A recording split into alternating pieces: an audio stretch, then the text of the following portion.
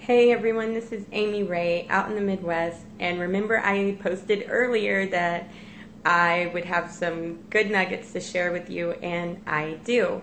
So this morning I jumped on a wake-up call with MLSP, and the subject was fear, and there were 6 points that was shared with us, and I would like to discuss 3 of those right now because I think that they are extremely important to acknowledge and to overcome. So I have some notes, so if I look over, that's what I'm looking at.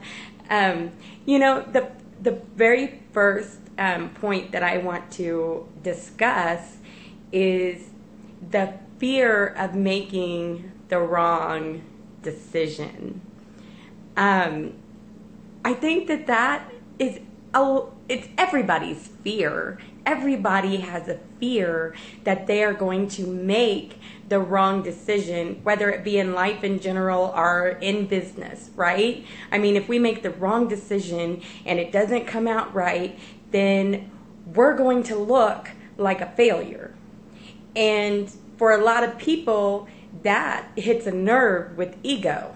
Because we as humans a lot of times let ego and pride override, and it really shouldn't be that way.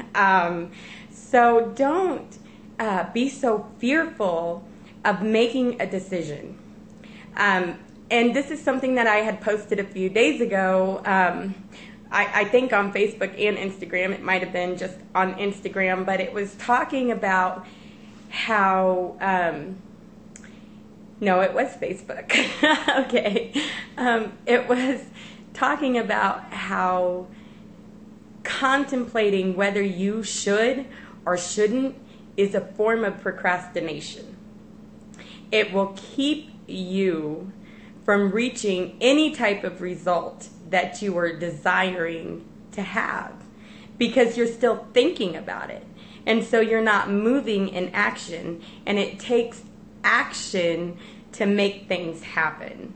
And so that's when an idea comes in your head and you are thinking, okay, this could be the way to go. This could bring results. Well, if you don't try it, you'll never know, and you'll end up with what if thoughts. Well, what if I would have done that? What if I would have tried that? What would the results have been?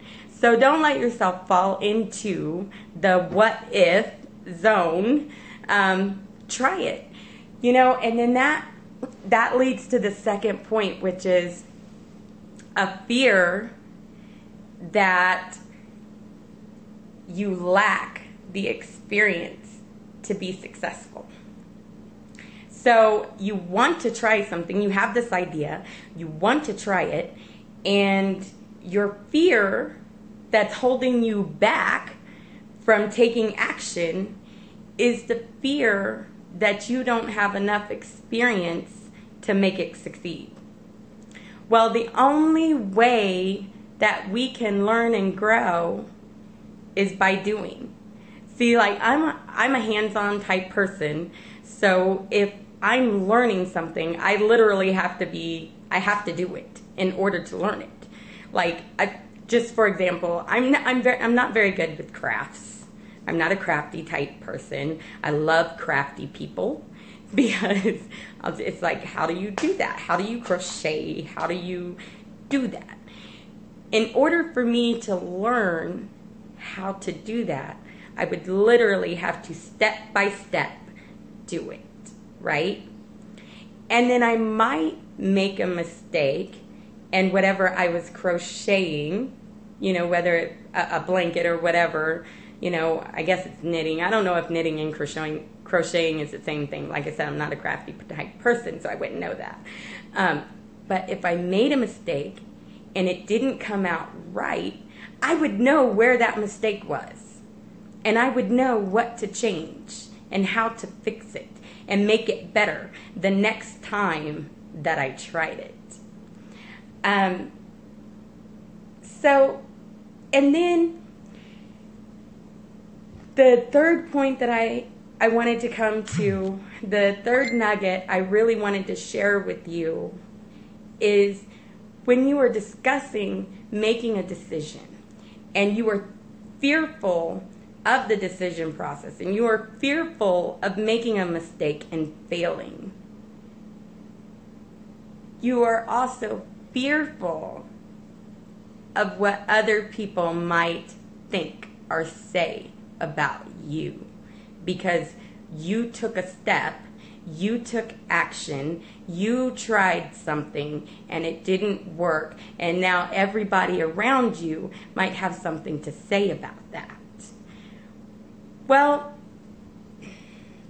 who cares? Honestly, that was my thought.